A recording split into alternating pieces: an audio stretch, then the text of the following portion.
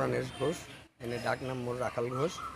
আৰু মোক যোৱা 27 এপ্ৰিলত এখন চিঠি মোৰ ঘৰত ওচৰত পেলাই থৈ যায়। পেলাই থৈ যোৱাৰ পিছত আমি এই চিঠিত লেখা আছে মোক ধন দাবী পত্ৰ দিছে।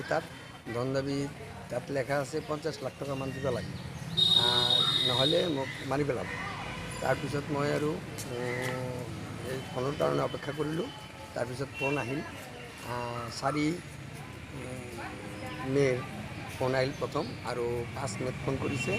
কৰাৰ পিছত তাত মোৰ মানে খুব বেছিকৈ ধমকি দিছে। দিয়াৰ পিছত মই আৰু থানাত আহিলোঁ।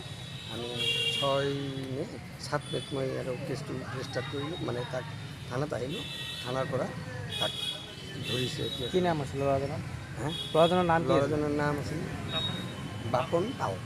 ক'ত ঘৰ ল'ৰাজনৰ? ল'ৰাজনৰ ঘৰ আগত আমাৰ গাঁৱতে আছিল, গাঁৱতে এতিয়া আছিল অলপ কিছুদিন। তাৰপিছত এতিয়া শক্তি আশ্ৰমত ঘৰ আছে। তেওঁ কি ভাষাত আপোনাক দম দিছিলে?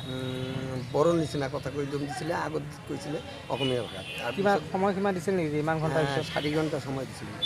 কিবা সংগঠনৰ নাম লৈছিল নেকি? নহয়, সংগঠনৰ নাম লোৱা নাই।